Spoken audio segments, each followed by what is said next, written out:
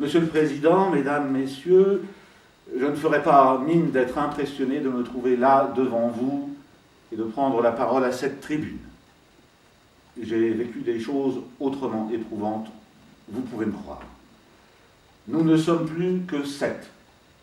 Et nous avons laissé le sort désigner celui qui serait l'émissaire du groupe, c'est tombé sur moi. J'ai donc fait le voyage. Ne me demandez pas comment, la filière est secrète et je compte bien l'emprunter à nouveau, dans l'autre sens, pour rejoindre les miens quand je vous aurai dit ce que j'ai à vous dire.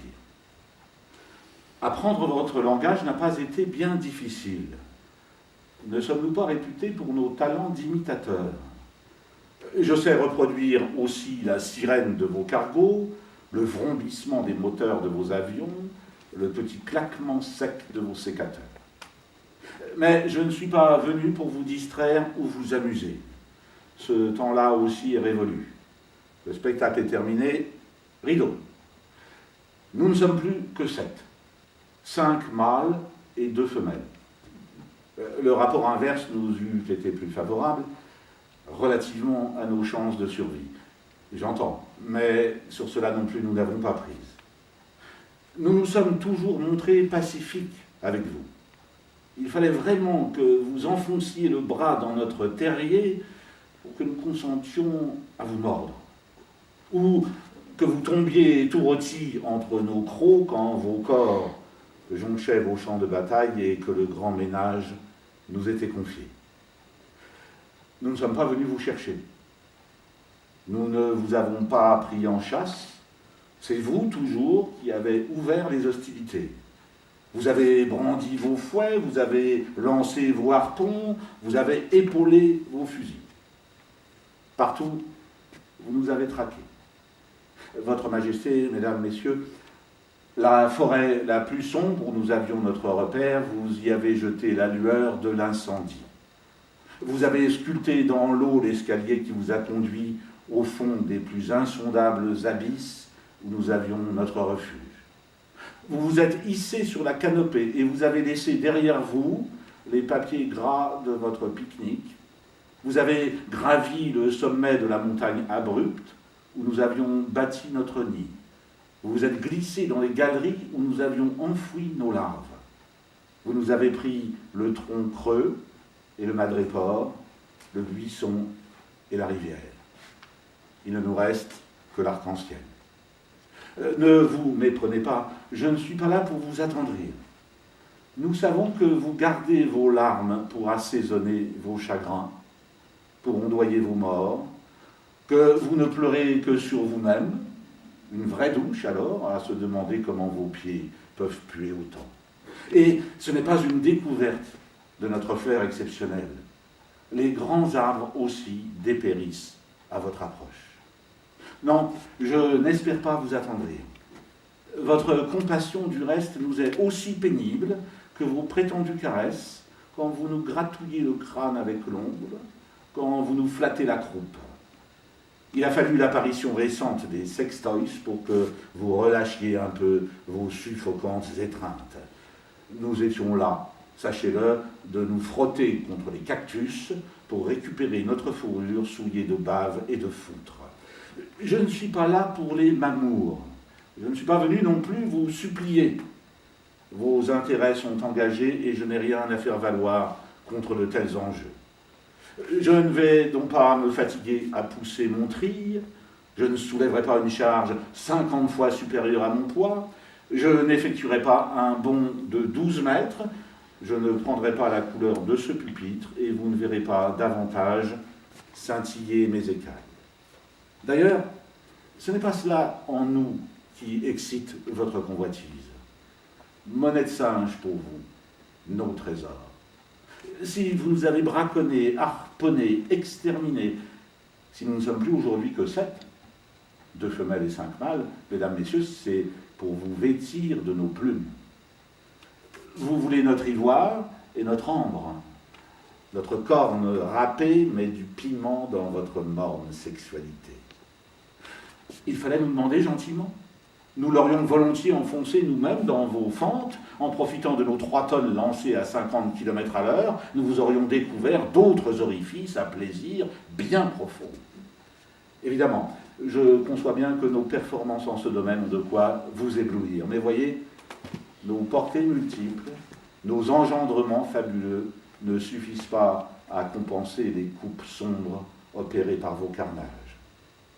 Vous nous tranchez les mains pour en faire des cendriers, vous arrachez nos épines pour vos mikados, nos dents pour y sculpter vos idoles à bedaine, et vous vous offusquez encore quand parfois nous vous mordons la fesse.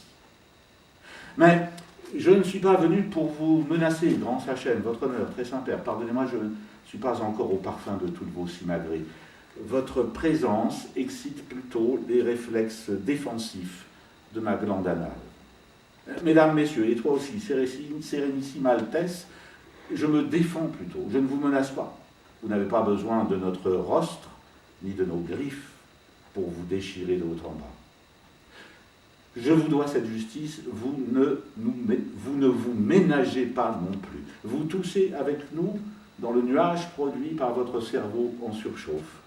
Vous avez mis le feu au ciel. La banquise se défait. Nous dérivons sur cet iceberg qui ne sera bientôt plus assez gros pour rafraîchir votre whisky. Chacune de vos seigneuries crache plus de fumée qu'un volcan, et vous avez le front de justifier vos éradications en nous traitant de nuisibles ou de parasites. Or, qui est le plus contagieux, dites-moi? Nous mourrons de vos grippes. La tremblante de l'homme nous décime sur nos cimes.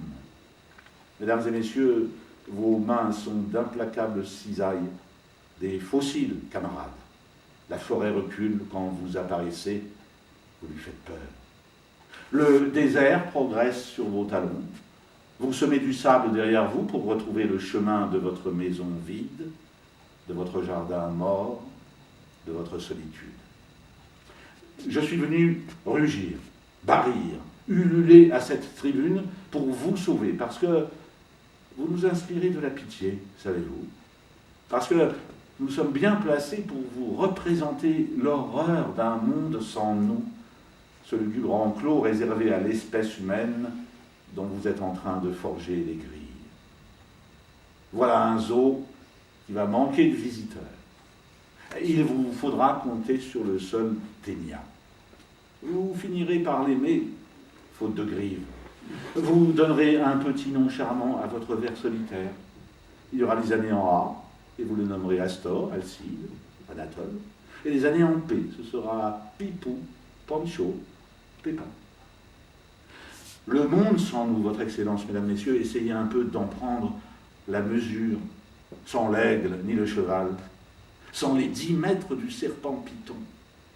Vous pensiez sans doute que notre point de vue comptait pour rien, mais qui a pesé les fruits dans les arbres, pourtant?